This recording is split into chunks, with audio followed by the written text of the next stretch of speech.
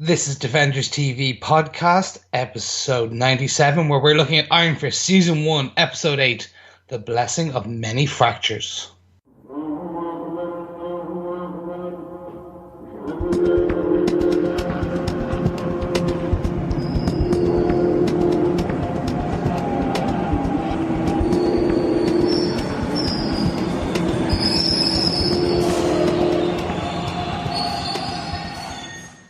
Welcome back, Defenders, Defendees, and Defendettes. We are here with episode 97 of Defenders TV podcast, where today we are looking at none other than Iron Fist Season 1, Episode 8, The Blessing of Many Fractures. I'm one of your hosts, Chris. Hi, I'm one of your other hosts, John. And I'm your final host, Derek. Welcome back. Yeah, guys, we're past the halfway point. We're in the home stretch, as we can say, of Iron Fist Season 1. Wow! I'm dying. As soon as I started watching this one, at about midway point, I kind of went, I'm dying. I wish I was watching it with you two so much right now. I was just like, I really wish I was here. Good news is, Iron Fist looks amazing in 4K. Oh, really? It really very does. good. Excellent. Yeah. Yes, we forgot to mention on one of our previous podcasts, Chris got himself a 4K television and didn't even have to resort to setting up a Patreon account. You'll be paying that one off for a while, Chris, though. No. Luckily, no. There was a 5-finger discount falling off back of a truck discount. That's really, really bad for televisions, though. Yeah, exactly. But I managed to catch it as it fell. Excellent. But how does it look in 4K? Yeah. It looks spectacular. This was one of the first, Derek, now you know more about this. If I'm correct, this is one of the first that was completely filmed in 4K. That's correct. And it's not up-resed. And they actually down-resed it to 1080p and 720p for HD for the other streaming services. So I'm now running it full 4K. Okay, yeah. And I actually have implemented the Dolby Atmos cinema surround sound so you can hear things coming from left to right. So in some of the fight sequences, they've even implemented that so the sounds do come from kind of different areas of your kind of speaker setup. Okay, that's it. We're decamping from this podcast room and moving into Chris's house, John. It's amazing. Visually, it looks spectacular. Excellent. Well, kind of cool that you've got the experience of 4K, Chris. Yeah, we did talk about that before, so I think we'll definitely have to check an episode out later on in the series. Brilliant stuff. All right, so let's get. I think we've pottered and pandered enough. Let's jump right into it. For any of our new listeners or returning listeners, the way that we review the show is that basically we take our top 5 points, all 5 of them, and then we do some notes. It is a very spoiler filled, so if you haven't watched episode 8 yet, pause where you are now, pick us back up at a later stage. And this is coming out on Friday the 7th of April. And we then have new episodes every Tuesday and Friday every week, all leading to the end of this series. So the next episode will be out on Tuesday, the 11th of April, in case you're wondering. That's right. And just a quick reminder, this is episode 97 of our podcast, which means we only have 3 more to go before episode 100. So if you want to get in some feedback or get in a voicemail to us for our 100th episode, you can just go over to the website at defenderstvpodcast.com and click the send voicemail button and record a hello to us for our 100th episode. We'd love to hear from all of our listeners for the 100th episode. That'd be quite cool. Absolutely. And we've been promising to put pictures up of our Marvelous, Marvel and Fabulous prize, and we'll make sure we get round to that at the weekend.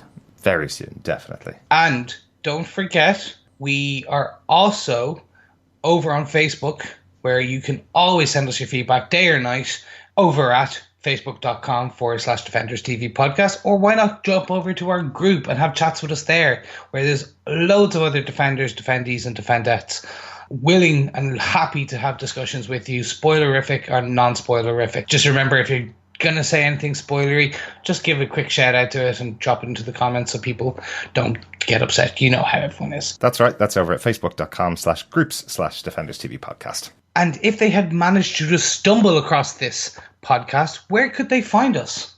They can, of course, find us at defenderstvpodcast.com/iTunes, or you can just search Defenders TV Podcast in any other good podcast catcher. Please subscribe to us there and leave a review if you so wish. And of course, if you have none of that available and you're working away on your computer, you can listen to our podcast on the website at defenderstvpodcast.com. Exactly. And we do really appreciate everyone who has reviewed us so far over on iTunes. But please, if you haven't, we would really appreciate you if you did, because it just helps more defenders who may be interested in our show, may be interested in the Iron Fist, Daredevil, Luke Cage, Jessica Jones. How could I forget Jessica? And of course, all leading to the Defenders, which will happen in August. That's right, August 18th. Yes, absolutely. Can't wait for that. Yeah, I had a listener ask today how far ahead are we with our Iron Fist episodes? How far ahead of the podcast we are? And I had to say, we haven't actually recorded episode 8. It's coming out tonight, and we've just been spending all day watching the new Defenders teaser, where we have all 4 Defenders in a lift together for the first time, which is quite cool. And Jessica powers up as well. She does jump. She flies. She bounces. Shall we say she bounces? Okay, all right. That's the breaker in between us. Yeah, somewhere in between. Think it's time to get into the episode. What do you think, guys? I think so. Derek, do you want to give us the old deets on who wrote and directed this episode? Absolutely. This episode was written by Tamara Beecher. She has written episode 8 and episode 9 as well, and has also, interestingly, written an episode for the upcoming series The Runaways, Marvel's new TV show. Another one on another network that we don't even know whether it's coming out over in Ireland yet. But we may cover The Runaways when it comes up. Very interesting storyline from the comic books, and really, really looking forward to seeing what they do with that property. The episode was directed by Kevin Tancherone. I think I mentioned at the end of last week's episode, this was one that made me really excited because Kevin Tancherone is the brother of Marissa Tancherone, one of the showrunners for Agents of S.H.I.E.L.D., probably still my favourite Marvel show, just purely because it's based off Nick Fury, Agent of S.H.I.E.L.D., obviously. So that's my favourite comic book character, so I love that show's still going. He's done 8 episodes of Agents of S.H.I.E.L.D. He's also directed Arrow, Flash, Legends of Tomorrow, done loads of stuff in the comic book universe. But Chris, you may also know Kevin Tancherone as the director of the viral Mortal Kombat short films. Do you remember Mortal Kombat Legacy? Oh, Legacy! Yes, where they suddenly came out of nowhere, and there was, I think, about 8 episodes, 8 kind of webisodes, where they showed each of the characters in a very cool, realistic treatment, I suppose, for the first time. That just came out of nowhere. Really cool. That came from the mind of Kevin Tancherone, with a camera and some really cool cast to do a cool treatment of Mortal Kombat. Oh, wow. And I can see where one of our fights that we'll discuss later on came from now. Maybe, yes, we can definitely discuss it later on.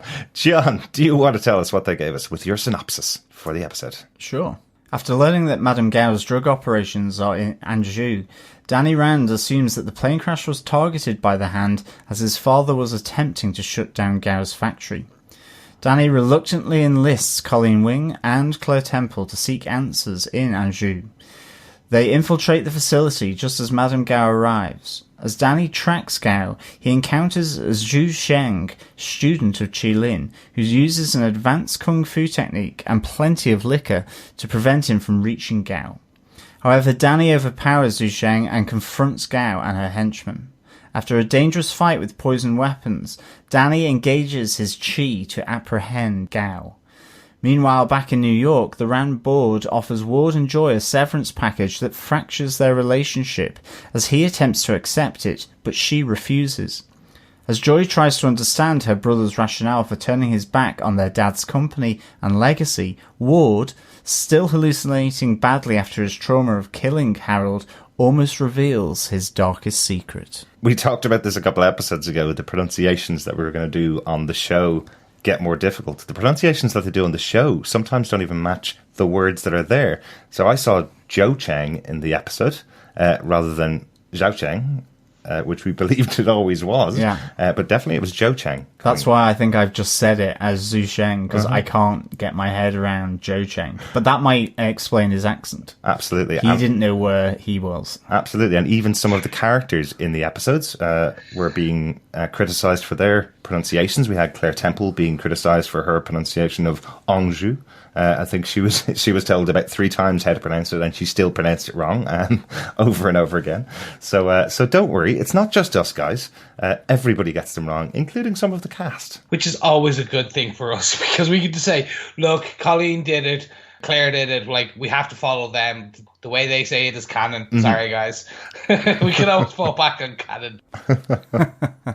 Although they didn't here. Oh, maybe that's getting too deep into the points. But I think with that, on with our first point. Point number 1, the continued downfall of Ward's psyche. Wow. Yes, so much cool stuff coming from Tom Pelphrey in the series. We've talked about him on every episode for the last 3 or 4, about the breakdown of the character of Ward. Another episode filled with blood in the mind of Ward. Yeah, this is really, and I think, John, you probably saw this as well, with the whole Shakespearean Macbeth comparisons here with the blood hallucinations. It's very on the nose, and while I love elements of it, I don't know. I'm giving Tom a lot of props for the way he's played this character, and the acting he's doing, which is fantastic. But I think this episode kind of dragged out this macabre psyche break, that the breakage of his psyche, I should say, a lot.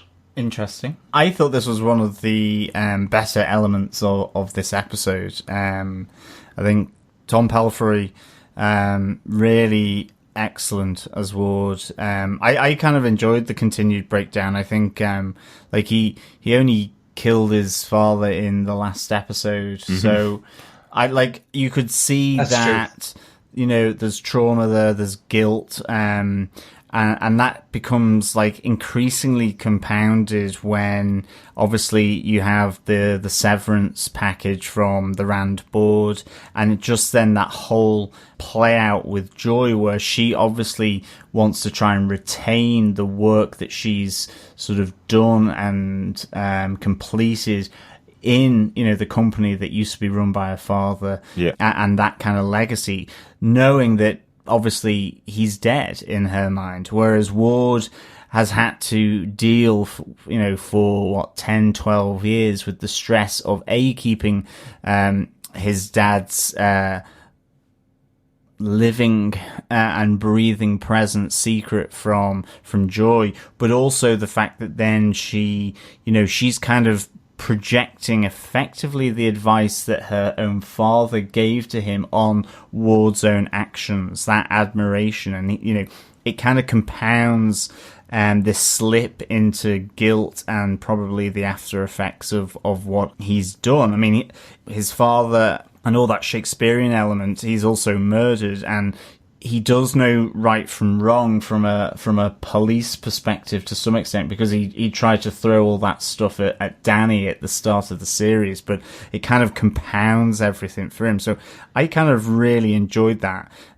But I say that, and I kind of need to just correct myself a bit, because of course I really enjoyed at the start how he absolutely plays dumb when he's caught coming into the penthouse and Danny is there, and he's a bit chameleon-like. You don't quite know what way to take up Ward Meacham, really, because here he is effectively, hiding his crime to Danny, as you would, and then sets about with the bleach and all that to wipe away the crime.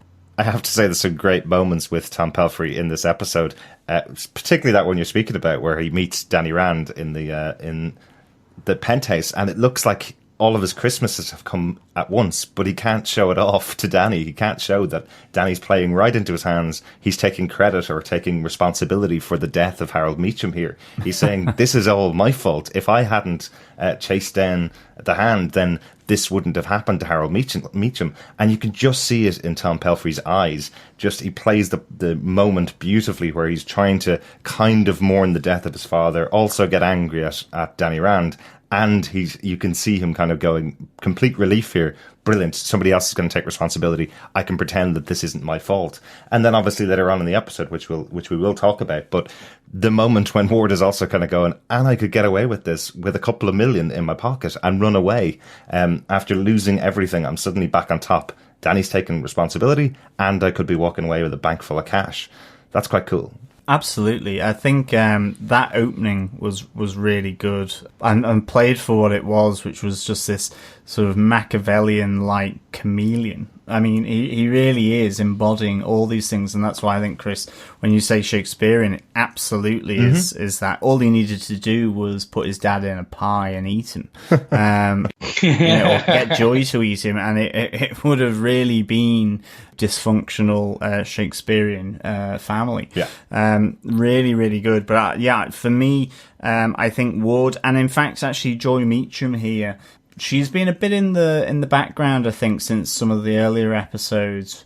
She was kind of Danny's champion, to quote a Roald Dahl book, but it was like, she kind of just went into the background a bit, was there to maybe just serve the story on a more mechanical basis. But I think in this episode, her interaction with Ward, just not understanding why he's taken her to this penthouse and all that element, really comes to fruition with Joy Meacham. And again, you see a bit of forward thinking from Joy as well. Oh, absolutely. And I like that. She is equally conscious of the cutthroat world in which she works in this top end of business. Yeah, absolutely. Before we go on to that next point, Chris, do you have anything else on Ward's actual breakdown in the episode? Yeah, and I think I may have come off quite harsh.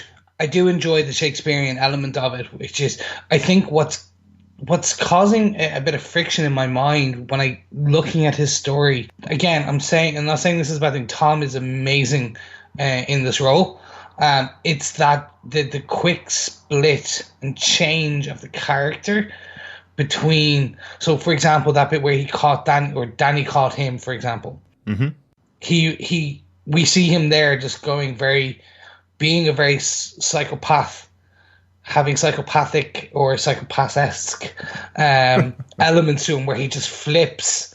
He suddenly just becomes this kind of quite shocked, and then he's almost smiling on the inside, to a point where he tells his sister everything later on, and then has this high hallucination of the blood in the elevator. Yeah. It's just so fractured. I know I get they're trying to show that he is coming apart, but it's jumping so much in terms of 1 minute he's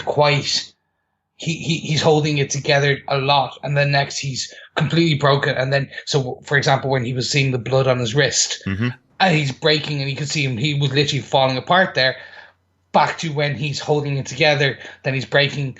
It's just, I would expect more of a steady decline versus this very kind of mountain-esque peaks and troughs of kind of lucidness versus the complete psychopathic or kind of hallucinations. Right. Well, I think you've actually hit one of your normal notes, Chris. The name of the episode, The Blessing of Many Fractures. That is pretty much the mentality of Ward Meacham in this episode. He is fracturing, consistently going back and forth between his personalities. He used to be a person that was very much in control. He's now spiraling out of control because his dad's gone. His dad was the guiding hand behind him for the entire 12 years that Joy thought he was dead. I kind of liked the ideas, particularly the blood streaming down at the lift just as he was trying to bring Joy up to it. To me, that was kind of saying in a little bit of an arty way, a little bit of a Shakespearean way, as you both mentioned. It's kind of saying that he's finally going to break the big secret that he's been keeping back from Joy for all of these years, the thing that's been pushing the two of them apart. And then he kind of makes that realization that if he tells her that her father's been alive for 12 years and is now dead, that he may have to reveal to her, not only did he keep the secret from her, but he also has to reveal to her that he was the murderer and he was the one that killed him. So I think that's what it's trying to show by using a little bit of a trope from Shakespeare, but I think it actually works really well. It's like it's like you're seeing inside his mind where he's going, but this will all just end in blood. What you think you're going to get out of this, which is a closeness back with your sister, you're not going to get that because she's going to blame you for his death. I think that's what it's trying to show. God, I should really start watching this shit with you guys again, actually in the same room, just so, because actually, the more we've discussed this now, I'm going, okay, that makes a hell of a lot more sense. See it now. It's getting better in my head. Yeah, I think as well, it's also it's the different relationship that he has. I mean, I think Joy is the one person that he truly cares about, and has a protective, brotherly kind of sense with. His relationship with his dad was hugely fractured and hugely kind of aggressive, really, and a power play. And to an extent with Danny, he just doesn't really care about him. Absolutely. I think with Danny coming back into the world of the Meachams, he had to read a text message, read an email, get more involved with his father, who I don't suspect he cared that much for. Yeah. And that added pressure. And I think that's what, the taking of the pills to relax, all that, there's an anxiousness about him in relation to his father. The one-fingered salute all around the office is that he feels confined, constricted by his father. So I think the degradation of Ward has happened over a number of episodes, definitely. Yeah. But it's certainly ramped up now, and that's maybe because he's got no choice. Mm-hmm. He has to get rid of the evidence. He has to almost, it's fight or flight kind of thing. He's running on basic instinct. The great thing was, it also reminds me of The Shining with the blood. I was expecting two twins to pop out of the lift at one stage. And I think that, again, it could be a reference in terms of, the mental degradation that obviously occurs with Jack Nicholson's character. Here's Johnny.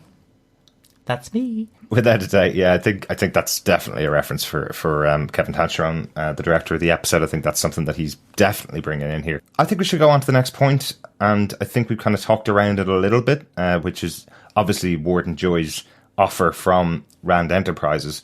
From Lawrence, now looks like the CEO of the company. He's really taken a good position out of this. He was a member of the board. He seems to be really relishing the idea of getting rid of the Meachams. Particularly, I love the little touch that their offer is $100 million, which was the insult that they paid to this guy calling himself Danny Rand to get him out of the picture. I love the idea. The two of them kind of look at it and go, hang on a second, are you messing with us? Are you doing the same thing that we did to Danny Rand as an insult? Love that little touch. I also love that Lawrence, again, like any really bad, evil CEO, he just spends most of his time in his office playing golf. Which I thought was a nice little touch as well. I really like this character because he's really kind of rubbing it in with them. And I love that he says the trigger word to Ward, your father would be so disappointed in how the two of you are treating this company. It's a great little moment, and Ward cracks a little bit more again with this trigger of your father would be disappointed in you, or all these people telling him that they know his father better than he does, yet he's the only one that spent 12 years with the man. Love those little trigger points with Ward as well. Yeah, no, I have to agree. I really enjoyed this part of it, and Lawrence he has the making of being this.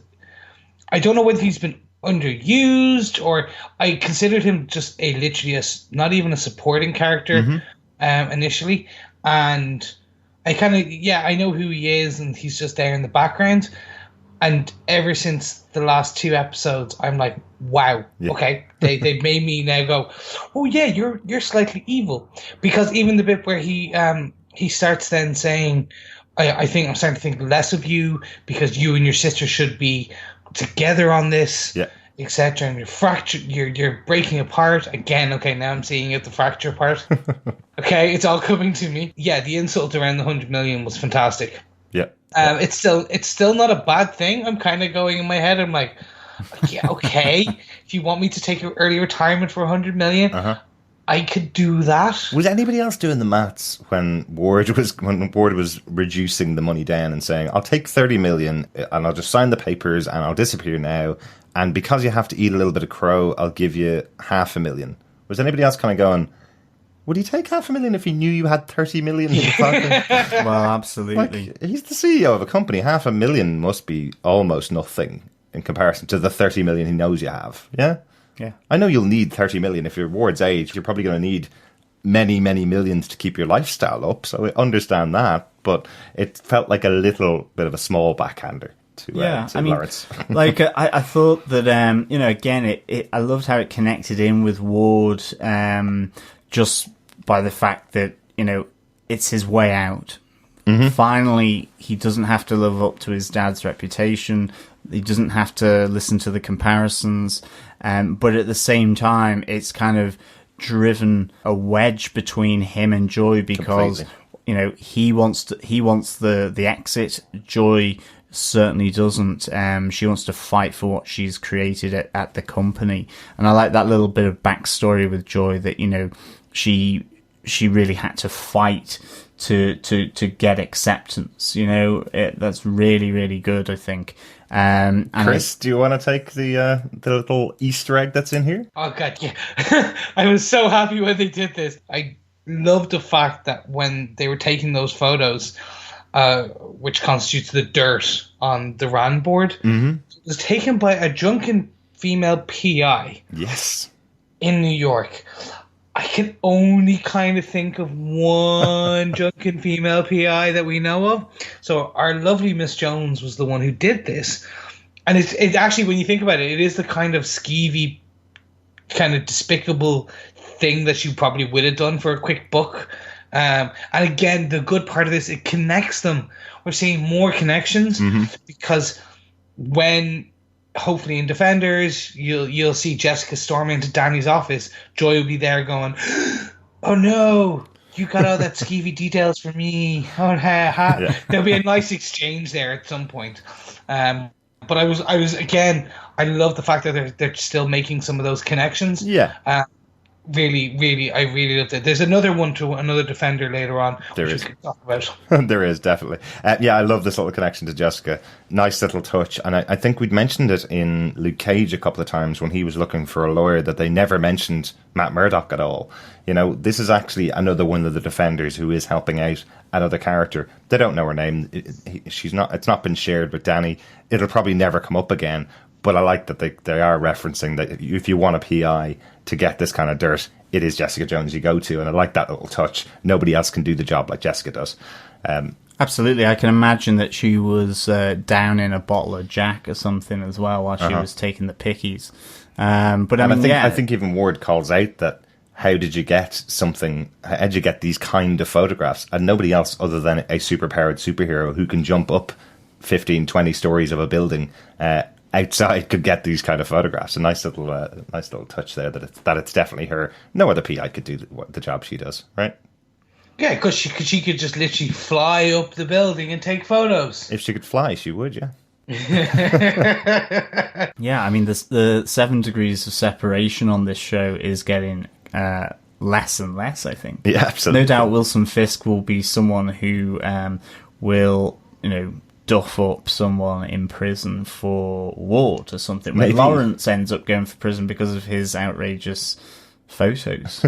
Not entirely sure what he was doing in the photos, but it mustn't have been good. No, I reckon. Don't probe too deeply, John. Getting thrown in a cop car, never a good thing. Yeah, absolutely. I think with that, it is time to go intercontinental with our 80 days around the world, or should we say, 10 hours by corporate jet, which thankfully he got into before it was taken away from him. That's very true. Because, so maybe he's now a fugitive on the run because he's stolen Rand property. But yeah, we have Danny, Colleen, and Claire Temple on a good old jolly to China. Kind of. Before we go in, I'm generally not a negative person about these shows. That was a warehouse just south of New York with a little bit of Chinese writing on the outside, wasn't it? I don't think we were in China. I got a general sense of those scenes at the Madame Gao's warehouse or collection of buildings at the front that there was an element of underfunding going on with the Iron Fist series. Yeah. It looked like we'll chuck a blind man on one corner and a bit of a banner on one side of the building, and we'll call it China.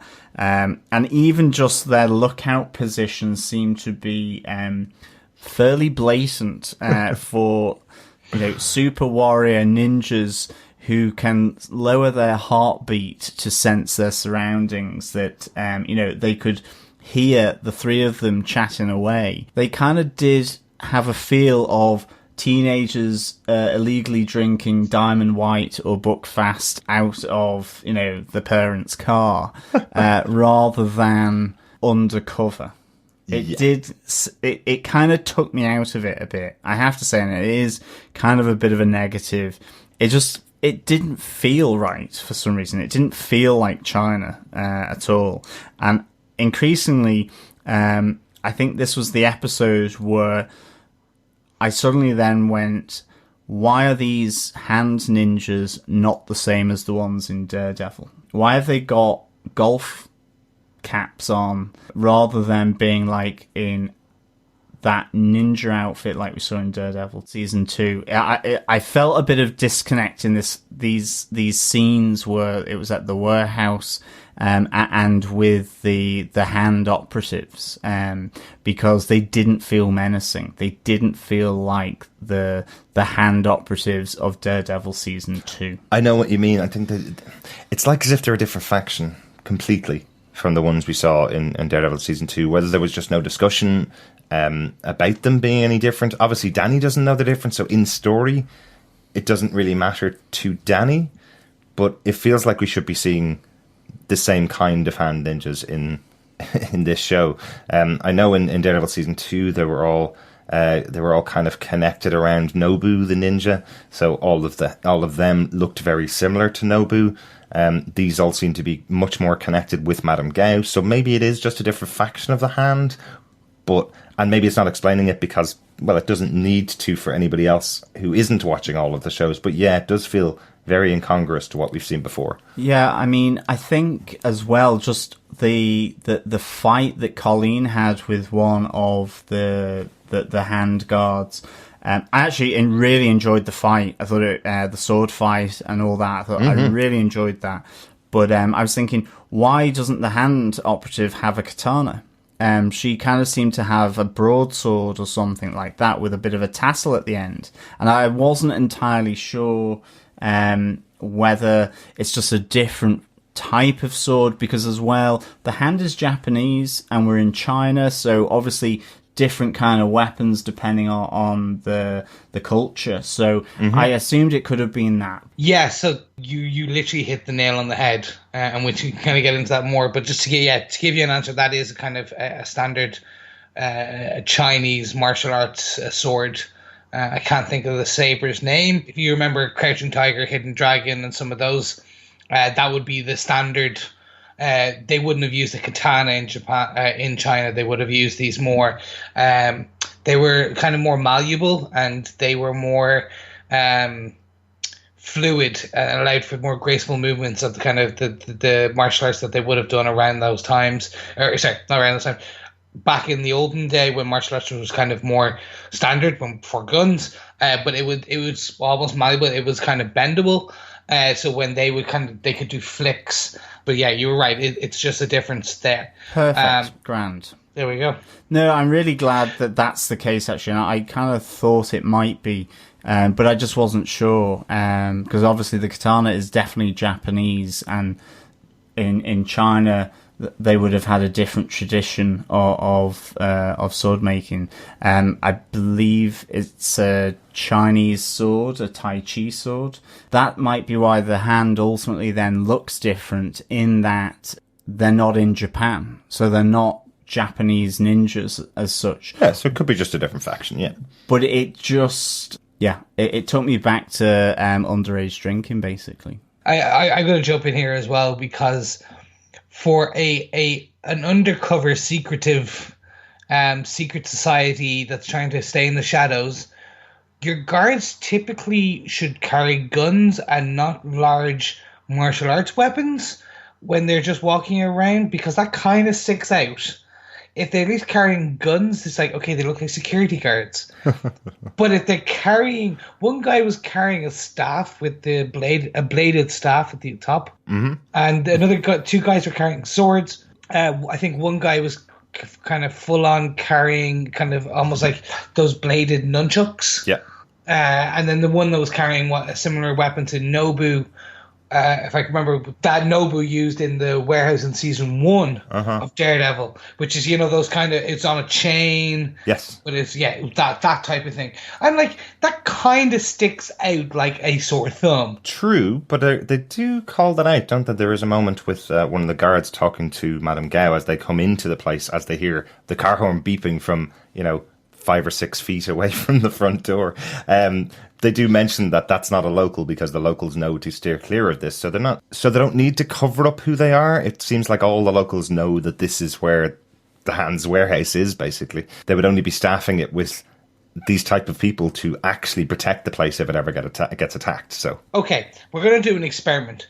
You run at me with one of their weapons. I'll take my gun. And we see who is better defended against. The pen is mightier than the sword, Chris, and the sword is mightier than the gun, and paper beats rock. And then you have your lizard and your Spock. But like, look, it's just as soon as I saw those weapons, I was like, okay, Danny just needs to go in with the immortal AK-47 and he's sorted. Aren't they lucky he doesn't believe in that? He's been breaking guns the whole time. Maybe that's what it is. The word got back that this guy takes apart your gun and it's becoming really expensive. Get some weapons together. That's true, actually, yeah. We have a gun disabler. Yeah.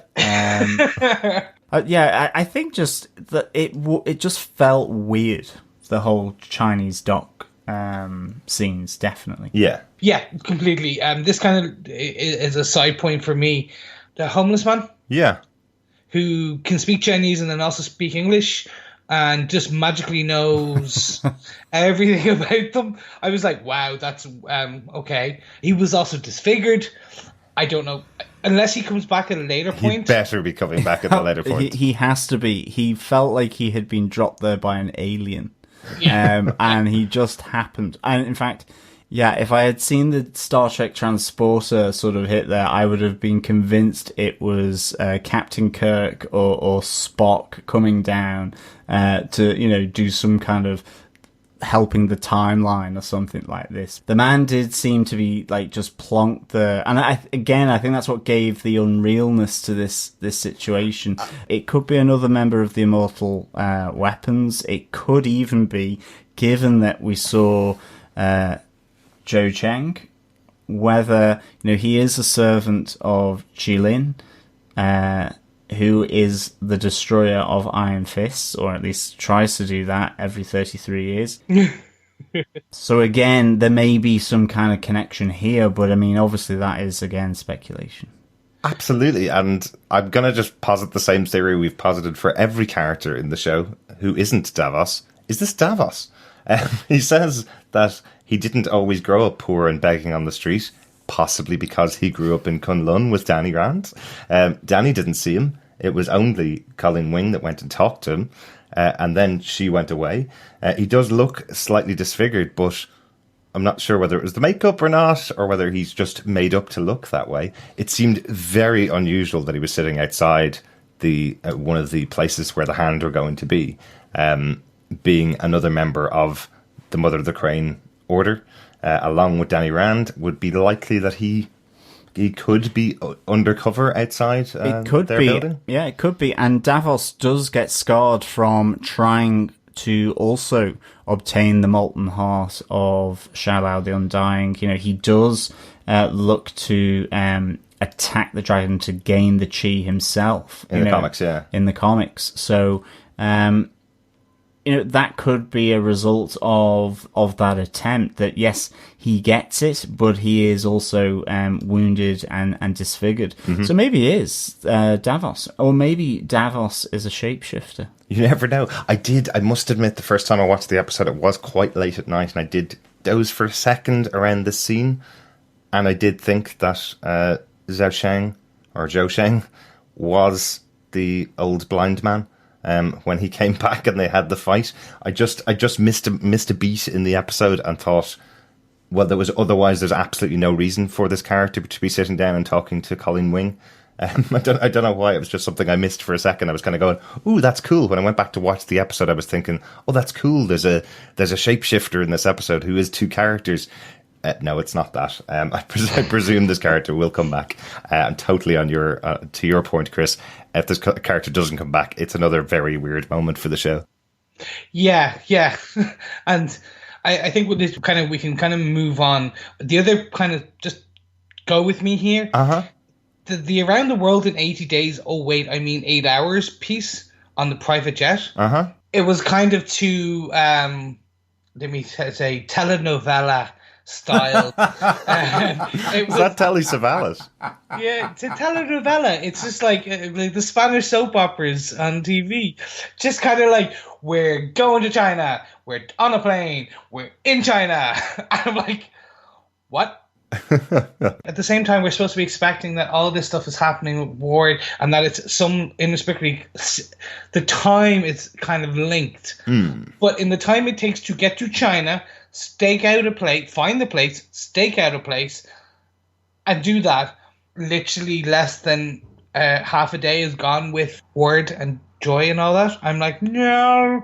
There's customs, you gotta get through like passport control, you gotta find the place, ask directions. They could have found another homeless guy in China who directed them to the docks. I was just like, oh, Phileas Fogg would have had a harder time getting around the world than you guys did. We'll explain it away with corporate jet.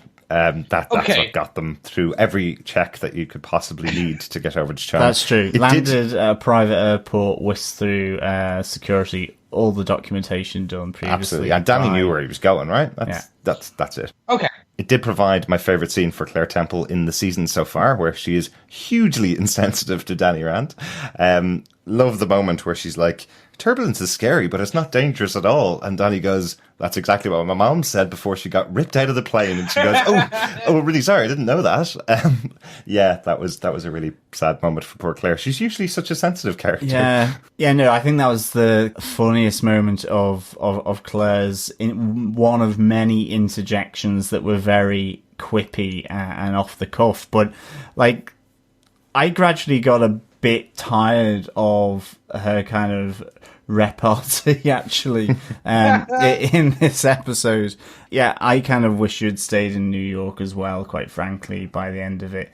It just felt too Laurel and Hardy, not Iron Fisty. And I think it disrupted the pitter-patter of it all, and I think if we throw into that accent issues with Su Zheng, which I suppose will nicely segue ourselves into point 4, then I just felt it took away from the episode as a whole, to be honest. And although, having said that, whilst I get what you're saying about the corporate jet and the timeline stuff, Chris, I actually kind of quite liked how they sort of went through his story on the jet with the turbulence. I mean, okay, we've seen it in flashback. Yeah. And again, we have another case where, please just say Matt Murdock or Daredevil's name again. You know, there was another one of those opportunities. But I did kind of think it was a kind of more human, more sensitive way of going through that story, rather than just flashback. And I quite enjoyed that aspect, to be honest, within the plane, I have to say. I did, and there's another tiny negative for me. It's an 8-hour flight, and we got the same start of Danny's story again. We didn't get anywhere past how safe he felt when the monks helped him out after his parents died. We still haven't gotten any story of Kunlun. I thought, well, if you've gone this far with your story, Danny, why not tell them a bit more? How did you fill up the other 7 hours of the flight? Sleeping and relaxing and planning, was it? Exactly. Then he also took a nice nap. I'm assuming the private jet has a kind of a masseuse on board. One part I did love about the plane journey, the iPod reference. Oh, absolutely. Where she references music being really old. It's a really old iPod still as well.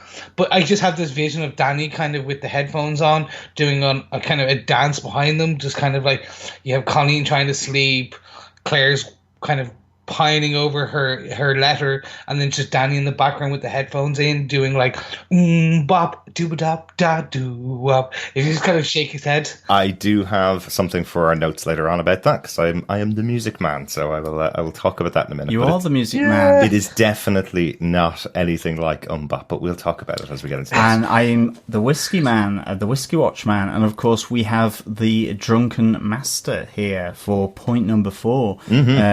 Joe Cheng, or Joseph Cheng, if you follow the accent. I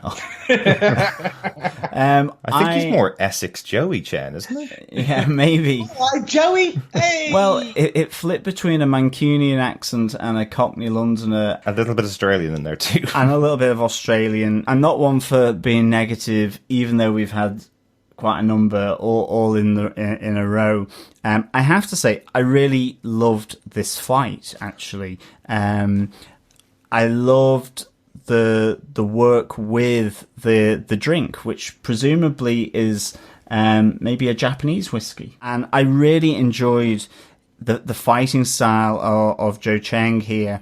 And I think it just... he held himself against Danny. He taunts him again, and it's that classic aspect of you may think I'm the bad guy, but I uphold a principle like you do, being the immortal Iron Fist. I really enjoyed that, but I thought the fighting style was excellent. I just got taken out of it by the dialect, or it's not even the dialect, the accent, fluctuations that came from Joe Cheng. And I mean, as the mythical slayer of the Iron Fists and servant of Qilin, he felt underused, and unless we're going to see him in a future episode. I don't think we're going to see him in a future episode. And I thought it was a shame, because I actually loved the fight. I loved the concept of bringing in that drunken master as well. Can I talk about this one? Absolutely. Do you guys mind? Far away. No, go for it. The Drunken Master. This is one of my classic movies that I used to watch with my cousin when I was a kid. Drunken Master, starring Jackie Chan, who a lot of you know very, very well. It is a fantastic fight sequence in a great film called The Drunken Master. Louis Tan in this role as Zhou Shang does copy a lot of the moves really well. It's effectively the whole purpose of the Drunken Master stance and fighting style is that a normal controlled fighter would not be able to do these moves. You have to be completely relaxed under the influence, effectively, of alcohol. This is the only way you could possibly do these types of moves. The Jackie Chan movie has a great sequence where he takes on 7 guys and gets drunker and drunker and drunker throughout the scene, because that's what gives him his power to be able to do the moves against them. It's classic. I remember before the days of YouTube, kids, wearing out the videotape that we were watching it on by rewinding the scene over and over again. It's great that you can just watch the 4-minute clip of the fight over on YouTube now. So go YouTube it.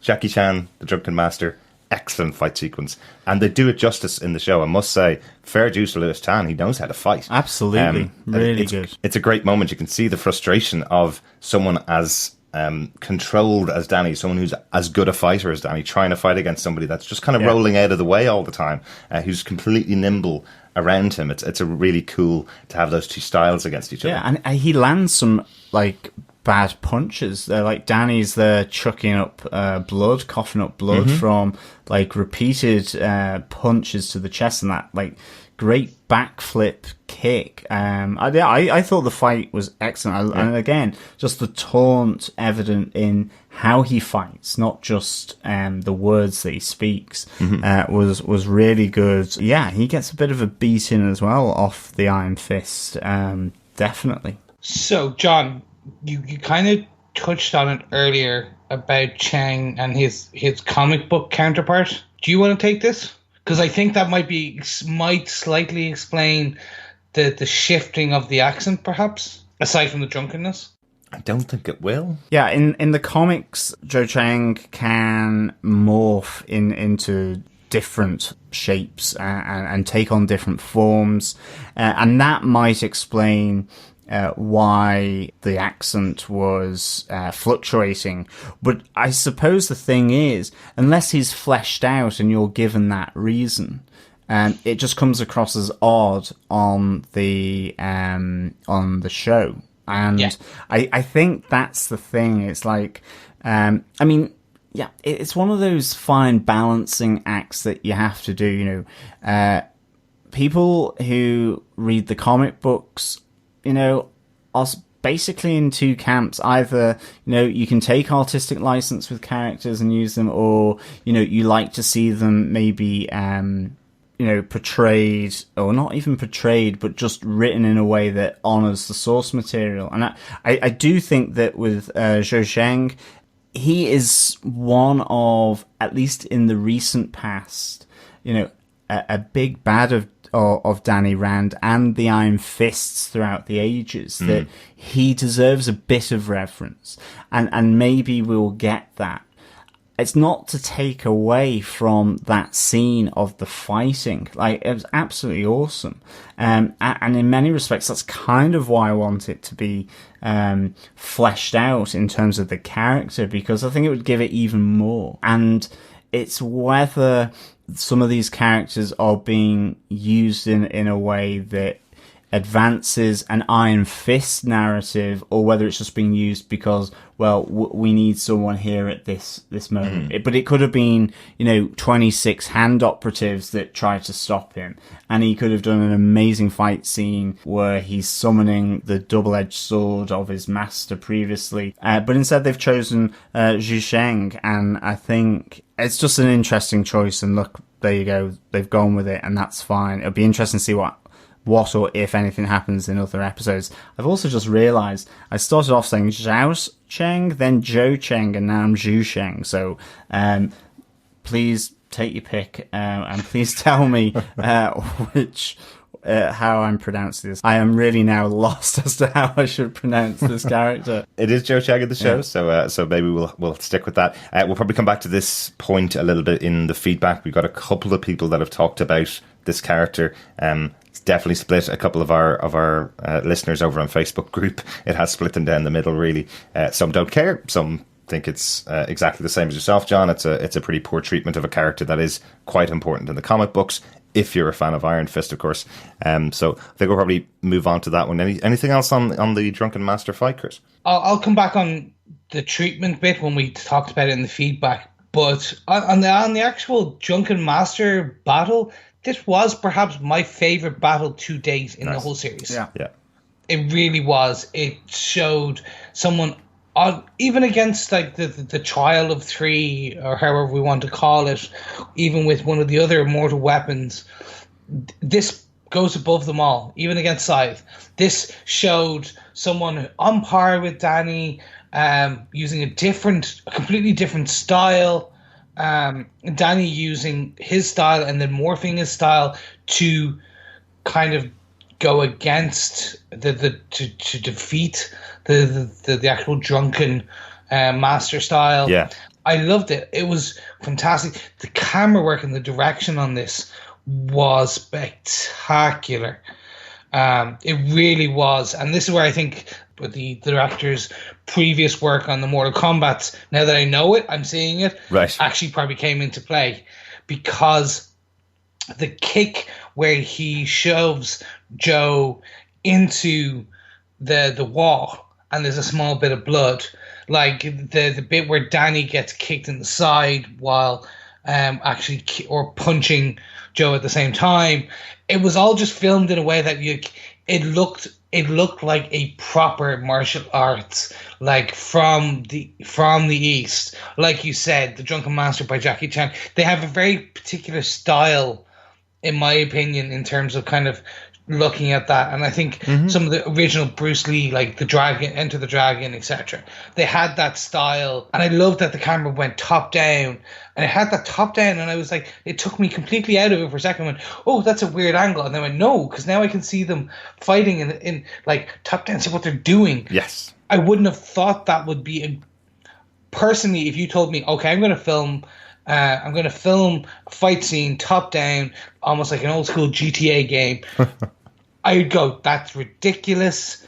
We don't see any of the detail, but Kevin did it. He proved that actually, no, that does work from a visual choreography style, or cinematography style, I should say, from a visual choreography and a cinematography style. Well, remember, he's choreographed so many fights between Ward and Skye over on Agents of S.H.I.E.L.D. as well. So okay, so let's get on to the next big fight. I think this is our final point, and there's one that I think we're itching to talk about, all of us. Danny versus Madame Gao. Well, no, Danny versus two Madame Gao operatives, and Claire and Danny and Colleen all battle them. Guys, what do you think? Yes, they do. Yeah. I liked the little fight sequence here. Thought it was quite cool. Showing Danny actually working with other characters, particularly with Colleen. There's a little scene that we did skip in between the two, which is obviously Danny's rage coming out as he takes out Zhou Shang, where he completely unleashes on him and wouldn't have stopped unless Claire and Colleen came in and had his back. I think that explains the final moment of the episode, which I know we're probably going to talk about. But yeah, I liked him working with the other two. I liked them taking on the two henchmen and taking them out really quickly. Actually, it wasn't a long fight, but I thought it was a nice moment. I liked that Claire, while the conversation is going on with Madame Gao, she reaches out and goes and gets herself a weapon because she knows no matter how good Danny is at talking, they're not going to get out of this situation. So I like that little moment as Claire goes and does that. So yeah, the reason why I mentioned the moment about Danny losing control is that obviously the end of this episode is Danny reigning in control and not killing Madame Gao. This is something that was mentioned earlier on in the episode. He says to Colleen, if I find out she has anything to do with the death of my parents, I will rip her apart, and that scares me. And Colleen says, is it because you lose control? I know what you feel like. You're the one that allows me to keep control. So this whole thing has been building up to Colleen and Claire being the ones that are able to help Danny control himself and control his emotions, so he is able to do the right thing, not kill Madame Gao. Because if he did, he wouldn't get any further explanation about why he's here, why his family were killed.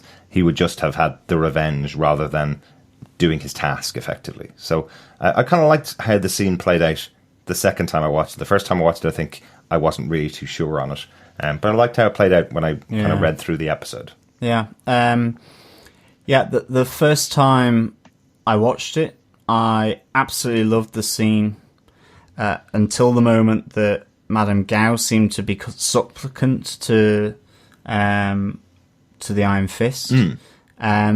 It felt, I was really concerned that they had just undermined this fantastic character by making her suddenly afraid. And I can understand that she would be in the face of the Iron Fist. However, she saw him at his true potential in the challenge, where he's fighting Scythe and like time seems to slow down and you see the wonder on her face. You know, she still has the presence of mind to just flick him away with her power. And all of a sudden it seemed as though that power had drained, and I didn't quite understand in the first time watching why that change had taken place. Right. But then obviously we watched it a second time, and there's maybe a few more hints there that, you know, there is a good reason why she has effectively and willingly decided to be taken by Danny Rand. That's right. There's the whole conversation there where she says to her henchmen, go and kill the women. And Danny says, over my dead body. And she goes, not just yet, Mr. Rand. So she's got a plan for him, is my feeling from the scene. And I think we're going to see this more in the next episode when there is conversations between the two of the characters. But it feels like she has a plan for Danny, that she can't let him die. She can't unleash her full force on him. And has seen that Danny will potentially unleash his full force if she doesn't do what he's saying to do. So it seems like she's backed down because this isn't the right time to fight her battle, perhaps.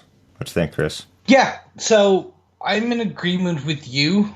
If they have not, I'm actually in agreement with both of you.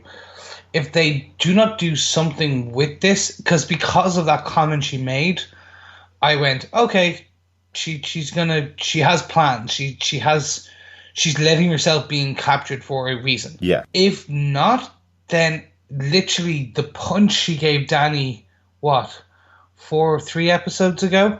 Yeah, 2, wasn't it? Yeah. Two makes no sense. Yeah. Yeah. Maybe she has this one. Hers is the iron push, and she can only bring it once in a full moon. I don't know. This kind of like I literally it did make me want to go directly into the next episode, which Definitely. one thing we're always talking about. Sometimes they know how to set up that literally. Okay, I'm continuing on. I'm binging to the next episode, which I found great. I like that. The rage part. The rage and then capturing the rage back for Dany, or kind of putting it up back in its box, I found interesting, because, correct me if I'm wrong, in the earlier episodes, didn't he say that he needed to be in control in order to summon the chi of the Iron Fist? He has to be in control. He has to be calm, or in the battle calm almost. Yeah, that's interesting. Yeah, I think we'd said that he needed to be in control of it. He has to have a moment to control it. But he said in the heat of the battle is where he's at in the most control. Yeah, He says that it's when he's being punched and he's in the heat of the battle, the center of the battle, that he finds his control. But I know what you mean. There was an element within this episode where I was kind of just thinking, hang on, I really do not understand how Dany uses his power. Is he the immortal battery where the chi takes time to power recharge up? Why didn't he use it on Zhou Sheng?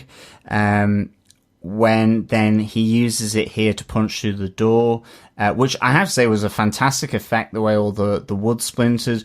It's cool. I thought it was really, really good, but he's brimming with anger. He's having to be taken off that ledge by Claire and Colleen. I was wondering, how is he controlling his chi? How is he actually doing it? Because I keep feeling there's different reasons given for different times when he decides to unleash the Iron Fist.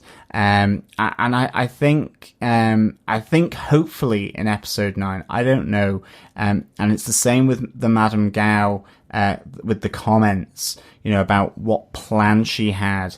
I think this is, Crux time. Episode 9 has to show Madame Gao for what she is. They can't just sort of steal away from this and leave it till episode 10, although they may do that. Who knows? But we've still got 4 episodes left to go. So. I think we really need to know now. After watching it the second time, Derek said, did she force the plane down in order that Dany could fulfill a destiny that she was aware of to become the Iron Fist? As I said, and so on. Yeah, as I said, does she have a plan for him? Yeah. Because it feels like she has a plan. That's why she's not willing to kill him. That's not why she's not willing to take him out now. So it's kind of, I think we really need to start seeing some motives explained. And just one quick thing, again, I wish they were clearer that Zhou Sheng was dead after Dany had lost control, because that would explain why he wasn't willing to do the same thing to Madame Gao very quickly afterwards. It feels like he is dead because of Claire's reaction. Do you think he's okay? But they also could be saving the character to bring him back at a later stage, as you've said. If it wasn't Zhou Sheng, it probably wouldn't have mattered as much to a comic book viewer if it had been somebody else, so they could actually use it and say, Dany lost control and look what happened here. You know what I mean? You're no longer the hero because you've lost control. And again, he's lost control for a very similar reason to Ward losing control, because somebody's pushed the button. Somebody said to him, you're no longer the Iron Fist. You're not doing what your destiny is. You're not doing what you're supposed to be living up to. I'm the person that's supposed to protect the hand. You're the person that's supposed to protect Kunlun. And you're not doing that. And that's why he loses control with Zhou Sheng. I'm in agreement with you. I don't think they killed him, just more because I'm now seeing it as the immortal Iron Fist, sworn enemy of doors and walls around the world. That's the only time he uses his power. Doors and walls around the world. That's the only time he lands a punch. He has tried to use it before. Actually, no, I apologize. It's doors, walls, and weapons smashing against it. That is it. It is the Immortal Iron Fist, sworn enemy of portals throughout the world, be it a wall or a door, perhaps a window at a later stage, but my god, I am a sworn enemy of them around the world. Definitely, I think that, I mean, he used it on Scythe, where he flung him across the room with a big punch, and that's why I was thinking, so why is he not using it on Zhou Sheng here? And the guys in the psychiatric ward as well in episode 2, so he has used it a number of times. It's what John said and what I said last episode. It's the rules of when he is going to use it and when he isn't, and why he doesn't use it in certain circumstances and why he does in other circumstances. Maybe it's all just simply down to the fact that he's a 25-year-old kid, that he isn't fully experienced in the ways of when he should use it and when he shouldn't use it. Maybe it's all just down to that, but it's just not been explained well enough for me to know every time when he should and when he shouldn't, and what the power is and what it isn't. I think that's where I am with it anyway. Yeah, I'm in agreement. I think they just need to explain it now. They just need to go, I can't use it when I'm angry or until I find calmness or peace within my soul. It becomes harder and harder to grasp the molten heart and to focus my chi. Absolutely. Because that then just gives it dum. Okay, we have a reason why he just doesn't constantly flare up his chi. Or he maybe has to train and control and learn to control it more. Maybe he just got the power and he stayed around for like another week, whatever, he training on it, and then went to New York. Because it was just like, we don't know so much. Don't know. Yeah. Exactly. But I love this fight. I really did. I love seeing Claire and Colleen do this battle piece a lot. Because as you said, this sets up Danny can fight well with others. Mm-hmm. And that's where everything leads to the Defenders for me. Yeah. And that's setting that up. Why Madame Gao doesn't get involved, hopefully that will be explained in the next episode to a degree. Because you think you could just see her tottering off to the side when they're all busy fighting. You think she's trying to escape. But I think there has to be more to it, rather than a frail old woman going, oh no, don't hurt me. Wait there, I'm throwing it across the room. But I actually like Claire. We're seeing Claire actually now having, she decent. She can now kind of look after herself. Oh yeah. She's definitely a strong student for Colleen Wing, as we saw in the episode earlier on in the season when she was having half a lesson. Yeah, exactly. But I think that's enough for the points for the episode. I think we need to get on to notes. What do you think, Chris? I think 100% we do. So guys, do any of you have any notes you would like to bring up? Yeah, the only note I've really got for this is I really kind of like the peck from Danny to Colleen when they're in the factory, the drugs factory. I thought that was just a nice little touch and kind of just connected back to their previous engagement, just to keep alive that there is a romance here. So I thought that was kind of a nice little tender touch here in the heat of all these battles to come for both of them. So I thought that was I thought that was a nice little touch, especially after being interrupted by third wheel player earlier on in the car. Yeah, absolutely. It almost reminds me of that scene. Remember Scrubs, the TV show Scrubs? Elliot, moment killer. I was just like, Claire, moment killer. That's twice now, Claire. Come on, read the room.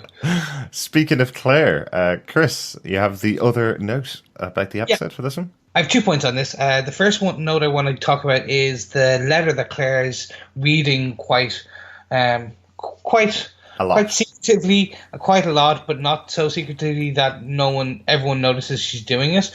And we're told that's not very feminine handwriting. So this can only be from her prison consort, her man behind bars with the unbreakable skin, Mr. Luke Cage.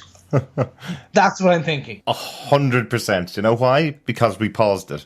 The opening of the episode where Claire's reading it, the envelope specifically says on it that it's from a correctional facility, so it has to be Luke Cage. I will say, and I'm sorry for a tiny little negative in here, this is so frustrating that she won't say the name of Luke Cage. They don't say the name of the drunken PI Jessica Jones. They don't say the name of the lawyer uptown that's Matt Murdock. They own the rights to these shows. It's made by the same studio. It's made by ABC. They can say the name of the characters, can't they? Doesn't it feel a little bit frustrating that the writers are avoiding human beings talking about other human beings by even a first name or a surname? It feels like they're doing everything they can to not put the names into the shows. Definitely. I mean, I kind of like the reference to the drunken PI. I think that made sense in the conversation. You know, that's all Joy does need to say to Ward. She doesn't need to say, this PI, Ms. Jessica Jones. Do you know what I mean? I think that made sense, absolutely. And maybe because it was, in a sense, a throwaway line within that conversation about how she got the pictures of the Rand board. So that it kind of makes sense in that. But we're dealing with the Hand and matters of substance with regards to Daredevil or Matt Murdock, and that's why it feels strange that he doesn't get a mention. Definitely, I'd be the exact opposite. I'd be thinking that they would want to avoid, for a story reason, they'd want to avoid Danny Rand knowing who Matt Murdock is, or knowing who Daredevil is, excuse me. But that they should drop a name like, my friend Matt is something, you know, or this P.I. Jones from Uptown, you know, because that's how people talk. They do mention a surname or a first name most of the time, you know, just as a dropped line. To not mention Luke Cage in this scene feels like they're doing a conscious effort to not put the names into the episodes, and it doesn't feel like Easter eggs anymore either. It feels like they are genuinely trying to avoid saying the names, as if it's a character that's in the X-Men universe or something like that. So I do love it when they mention the big green guy or the old man with the shield. Like, and I understand why they do that, because it's in the same universe, but it's not tied, and there's rights, yada, yada, yada, yada. We get that. But I'm with you, Derek. Like, it's getting to a point where it's like, come on, just say it.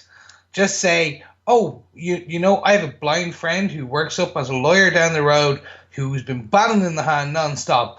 I'm not going to go on this mission, but let me call him because he is kick-ass cool and he could help you right now. That will definitely not happen, though, Chris. That's my point. I know.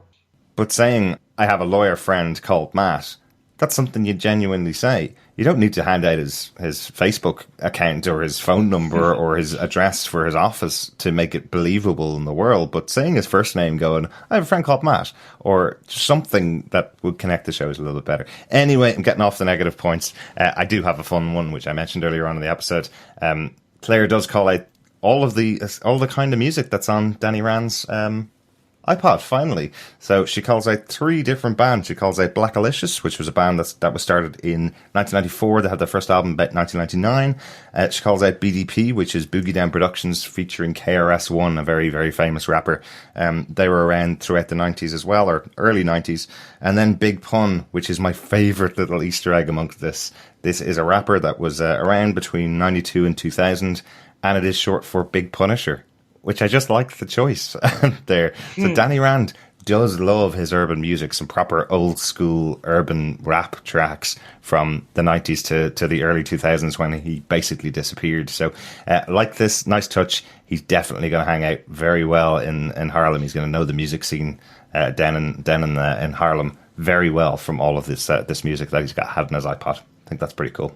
Yeah, and then just my final point, or my final note, I should say, is the Steel Serpent logo again. The logo that we're seeing on all the heroin packets. Danny kind of once again says this is the symbol of Shao Lao, the Undying. They've made this point twice now, 3 times, that he thinks that Madame Gao's doing this as a kind of middle finger in the air to his order and to his hometown. I think there may be more to this. I think they're being slightly too on the nose with this. So I'm hoping that there's a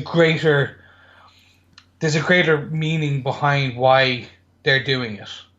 Could it be that Kunlun is actually doing this? Is Kunlun part of the Hand after all? Who knows? Anyway, it's all up in the air, but I just think there's something more to that rather than it just being middle finger in the air at Kunlun. I'm really hoping we're going to see more of it, definitely, as we go. I think that's it for the notes. Yeah, it is, guys. Certainly so is. I think it's time we have to defend this episode. John, I have to ask you, do you defend this episode of Iron Fist, the blessing of many fractures? You shouldn't probably have come to me first, but on that, unfortunately, I don't defend this episode of Iron Fist. I still give it 3 Drunken Masters out of 5. It kind of took me out of the moment of episode 7 for me. It lost a bit of momentum, I think. I think it also kept some. I mean, I think Ward was excellent, and in that sense, it kept me in that moment of the high drama, the tension of episode 7 for me. I really enjoyed episode 7. And again, it could also just be how we're watching it. Maybe episode 9 going straight in after Madame Gao has been taken away. All of a sudden it just opens and blossoms out into something that really makes episode 7 have maybe a bit more momentum. I do feel as though it fractured a bit this episode, even though it's in the title of the episode. I don't suspect they meant it to feel fractured in the way that I mean, because I thought Ward was excellent, Gao excellent, the Zhou Cheng fight I really, really enjoyed.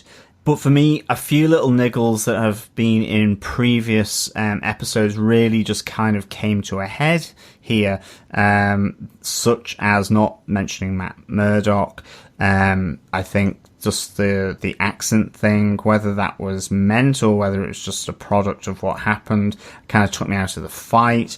Claire took me out of the trip to the Chinese docks and to Anzhu, as well as just that kind of whole feel of that whole scene felt slightly under budget. It really kind of took me out of what I thought was a really solid, tense, dramatic episode 7, and that's why. Unfortunately, I don't, in this case, defend this episode of Iron Fist. And that is cool because we all share opinions we like and love, and we defend what we defend, and we defend what we don't. But in that case then, Derek, do you defend this episode of Iron Fist? I do defend this episode of Iron Fist. Just. There's enough in there for me to have enjoyed it. I still think Ward's storyline is great, but the sad part about it is I didn't know anything about Jordan Ward Meacham before this series started. I knew a bit about Iron Fist, knew a bit about Colleen Wing, knew a bit about all the characters that have been on the Defenders shows, but the most interesting character that's on there now for me is Ward and Joey Meacham, which is probably an accomplishment for the show. But I didn't expect to be watching a kind of show about big business in New York. I kind of expected to be watching a show about, as I said in our preview show, a show about the dragon and the guy that gets his power of the Iron Fist from the dragon. So that shouldn't be the most interesting thing when we're 8 episodes into the show. I should be also interested in what's happening with Danny as well. And it feels like it's not balanced right at this point in this episode. It's been balanced in other episodes before, but it feels like this episode's a little bit off balance. I still defend it, particularly because I'm such a huge fan of Jackie Chan's Drunken Master, and they did a really good reference to it in this episode, so well worth the watch. I do feel budget let them down, as John already mentioned. I'm not going to go back into it again. But overall, probably it's a middling episode for me. I'm looking forward to getting to the next episode, which hopefully will answer some of the questions that are still being set up here in episode 8. Chris, do you defend episode 8 of Iron Fist? I'm right on the fence, guys. This is a tough one for me. I do not defend it. I don't condemn it. It was literally smack bang in the middle. It was, as you said, a middling episode. The pacing was slightly off. Some of the things just threw up way too many questions, more than it answered again for me. There was some really fantastic scenes in here, as you mentioned, the Drunken Masters fight, the Macbeth Shakespearean downfall of Ward, some of the nice shout outs to, the one nice shout or two nice shout outs to the fellow Defenders, not in the way we want, but they're still doing it, which is a good thing. Just as a whole, I really enjoyed it. But then also some of the things just completely took me out of it, like Around the World in 80 Days. Oops, I mean 8 hours. Just the actual Lawrence versus Warden Joy. I enjoyed some of the interplay there, but again, the whole thing didn't work out the way I would have wanted it to very quickly in that episode.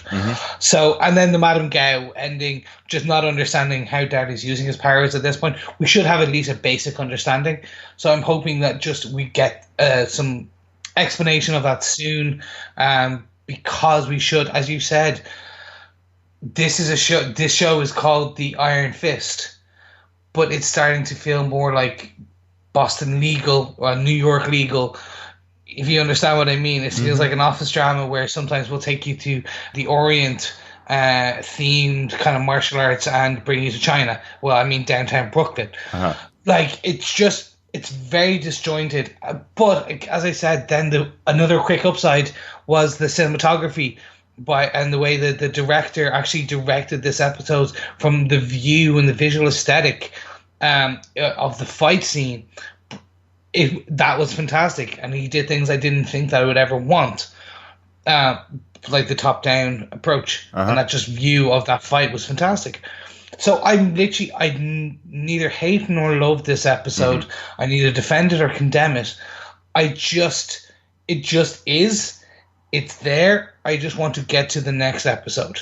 Yeah, I'm really hoping some of the questions are answered in the next episode, and hopefully I'll just revisit my rating and say that I maybe do defend this episode a bit more than I did when I watched it, because it ended with Madame Gao being taken out and walked out the door by Danny Rand. So I'm hoping the next episode takes off immediately from there, and we get many more answers than what we've seen. Absolutely. I think, on second watch, I enjoyed it more than my first watch. My first watch, I was hugely negative about this episode. I would have given it a 2.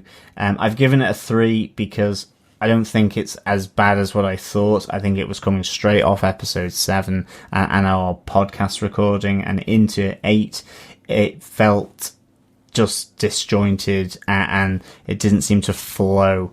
And I think, hopefully we get to find out some more exciting stuff on Iron Fist. Okay, guys, and with that then, we are wrapping up this episode, but with the way we always end our episodes, we have your feedback. So I think we have some good feedback for this episode, don't we, Derek? Absolutely. Our feedback comes from our Facebook group, as we mentioned earlier on. Just go over to facebook.com/groups/Defenders TV podcast. Our first piece of feedback comes about episode 6, the podcast that we did. On that comes from Michael Booth. He says, "Full confession, I have no knowledge of Iron Fist outside of the Marvel Netflix universe, plus whatever I've gleaned from your podcast. Honestly, I think I represent the target fan for this show, interested enough to get most of the Easter eggs and do a little bit of research, but not so invested in Iron Fist's comic universe that I get offended at the treatment of characters. And personally, I'm happy with the level of character exposition, with the exception of Claire's backstory, injecting summaries for the other Marvel Netflix universe. That's kind of annoying.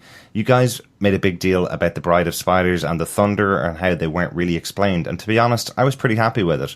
With the Thunder especially, I got that he was the mentor and the stoic teacher of Kunlun, and that his teachings were important to Danny. You talked about him being a trope mentor, and he totally was, and that was all I needed at that point. So in summary, as a non-comic invested fan of the show, I think it's really hitting the mark in how much it needs to delve into the characters that show up in Iron Fist." Thanks very much for that feedback, Michael. Yeah, cheers, Mike. I really appreciate that. And actually, that's something we potentially sometimes fall victim to ourselves. Perhaps we're a victim of our own knowledge in these situations. And I think that's what, Derek, you kind of, from your less, as we said, we kind of range in our knowledge of the Iron Fist lore, with John being the most steeled, knowledgeable, kind of our Shaolin master of Iron Fist lore, to me being the novice, and Derek being the drunken guy in the corner. Pretty much. Always. It's we always we vary on that. And I'm thinking about how for your feedback and how you're coming in. It could be that potentially we're overanalyzing what we believe that it should be versus just taking it sometimes on face value. And I appreciate that is something we always need to hear. Absolutely. And we should always think about it. Definitely. Yeah, no, thanks, Michael. I mean, I think it's kind of, as I said in this episode, there's that balance to be struck. I mean, I think for episode 8, this episode, I wish they had fleshed and given more to Zhou Sheng. However, back in episode 6, Scythe and even the Bride of Nine Spiders, I thought for me that was fine how they dealt with them there, absolutely. So I think even amongst comic book fans or even non-comic book fans, depending on how the scene is set, how it's done, and what the end game is, then I suppose you just take different things. I mean, it could be the last we see of Zhou Sheng in this show, and for me personally, I just wish maybe he had been developed more as a more menacing threat, and given him the power so that we kind of see a battle royale, if you wish, between the Immortal Iron Fist using his weapons at their peak, with one of his greatest adversaries, actually the one whose intention it is to kill the Iron Fist, to drain them of their power. I think it's very specific as well. Yeah. Thanks so much for the feedback, Michael. It's really good to hear from someone that doesn't know much about the comic books. Like myself, I've learned a lot on this show, really, talking about the characters and learned a lot as we've been going on. But always good to hear from someone that doesn't read much of the comic books. Thanks very much for listening. On to a bit of feedback about episode 7. Chris, do you want to take this one? Yeah, definitely. So over on the Facebook group, Ronaldo came back and said, utter savage episode, and again, Pelfrey turns in an awesome performance. Such a toxic influence Harold has always been on Ward, and when Ward finally unleashes, you can really feel Ward's cry of defiance with each blow. You also can't help but share in Ward's relief with the slow smile at the end. Oh, absolutely. Definitely. Oh, God, yeah. I think we talked about that, just the performance by poor Tom when he was doing this was just fantastic. And then I felt more actually bad for his suit as he was pushing the body in. I was like, no, that's like almost a Manny level of kind of a kind of custom fitted suit. Why are you doing it to Swamp Juice? No. Thank God they didn't stab your 4K TV. That's more important to me than my grandmother probably at this point. Yeah. I'm sorry, Granny. Claire Payne goes on to say, great podcast as always. Thank you so much, Claire. I'd like to be known as a Defendette. Yes, Chris? Defendette for Claire. Okay. Please. She also adds, I also noticed a strong dental theme going through this episode with the smashing of teeth, and Megan at the Rand Company, the PA, lost her dental insurance because they lost a contract. And when Danny left the boardroom, he insisted that all the assistants got their dental insurance back. Nice. She may have lost it again, actually, in this episode if he's been fired. Absolutely, but nice catch, Claire. That's really interesting that at the start of the episode we get a hammer through the dental work of some of the guys. Then Megan, all she wants is her dental plan back. Maybe she does know that Harold was in charge at the time. Thanks so much for that feedback, Claire, on episode 7. Claire also provides some feedback on this episode 8. She says the opening scenes with Danny and Ward were great. What I did find slightly odd about the episode, Claire, Colin and Danny just got on an airplane to China. The ending was good when Danny spotted the poison and connected it to the pilots, and you saw Madame Gao cower slightly to his reaction. And Claire Temple slightly annoyed me in this episode, says Claire. Some good stuff I think we talked about throughout this episode. Definitely. I think, those opening scenes with Danny and Ward, and I think as well extending that to Ward and Joy were some of the best parts of episode 8, definitely. Yeah, we didn't really talk about the poison on the episode, but yeah, I mean, it was well spotted by Danny. Again, I kind of wonder whether that thought about, the mysterious markings on the pilot's face could have been brought up in some of those flashbacks or whatever. Maybe even on the plane, just so that, it kind of took you out the moment going back to the plane crash in that scene to some extent. I think the fact that Danny's been reliving this for 15 years, probably he has the exact memory of it, but wasn't able to relay that there was something wrong with their faces at the time. He was basically saying that they crashed in the accident. It was great to see the return of that motif that we saw only in episode 1, really, of him having those flashbacks with the kind of white lightning That was look cool, around the faces. It's cool to see that back. It does show that he's kind of fluxing in and out of his memories with those white lines. Yeah. Jumping onwards, Rebecca over in the Facebook group also went on to say, I can't get past Zhao Zheng's terrible accent work. Even though he's British, I think I may have used the words Dick Van Dyke at least once. You're not the only one, Rebecca. She also went on to say, also, what a shame that it didn't have the significance he does in the comics. I think they took imagery and names from the comics and randomly assigned them, which isn't always a problem, but can be a tad confusing if you know the source material at all. Yeah, Rebecca, look, we we've gone through that on feedback from topic 6, but we also went through that feedback in terms of that ourselves, in terms of how it can be confusing and potentially, knowledge is a burden sometimes. I think that's definitely the baggage that we come to with the show, or that many of us come to with the show if we have read the comic books. And, we're delving quite deep into these episodes, obviously, as we go one episode at a time through them. So when you see a character that you recognize, you kind of hope that they have been treated similarly to the comic books, and that can sometimes grate a little bit. Charles Villanova also says, same for me, it's kind of the mid-2000s comic book adaptations all over again, like how the X-Men threw away iconic characters just to fill in a scene. I think how it's assigned is really important. Completely agree, certainly on those points being raised. And of course, we do have the other side as well. Michael says, I don't have a comic background, so I didn't have any sense of this guy being something impressive. Saying that, I really liked his fight. Maybe it's the Australian in me, but I loved the drunken, irreverent attitude that just made Danny more and more angry. It was a great juxtaposition. Joe smiling and laughing, and Danny going from quiet and surly into angry and super violent. It really allowed us to see the violence and rage simmering under his zen veneer. Absolutely. I mean, I do think the fight was absolutely really fantastic, as we've said.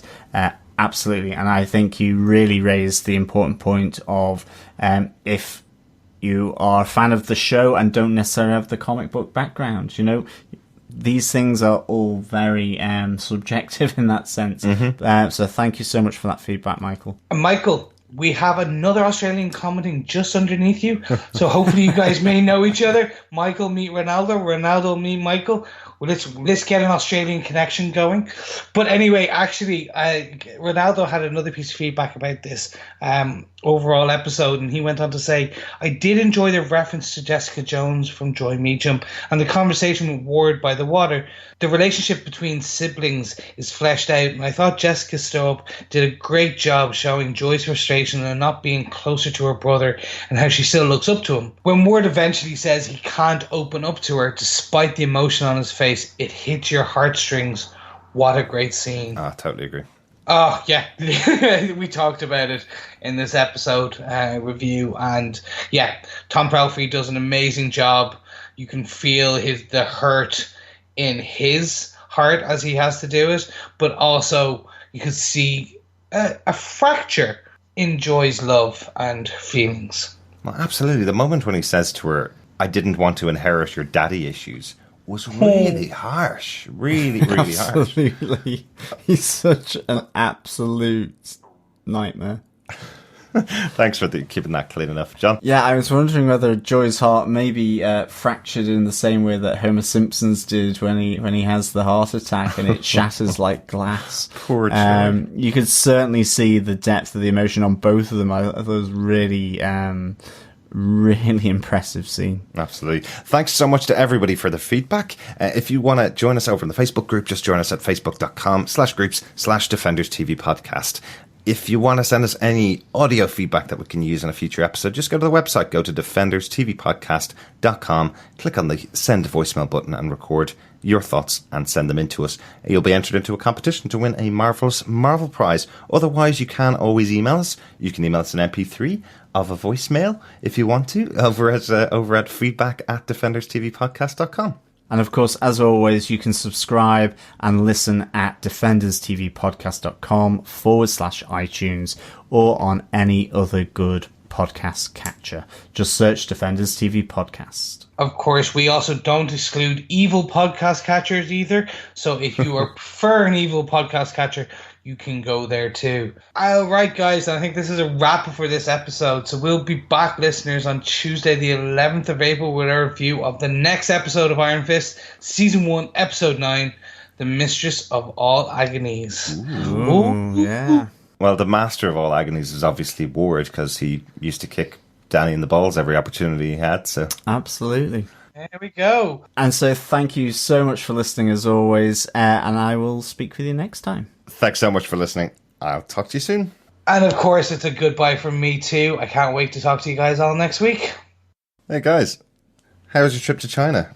Well, we committed arson, got killed by an evil cult. How was your weekend? I should have stayed in New York. Bye. You wouldn't really want to. There's a big green guy, you know. He just the old guy with the shield turned up. We had a party. Some guy with long hair and a hammer tried to do some DIY.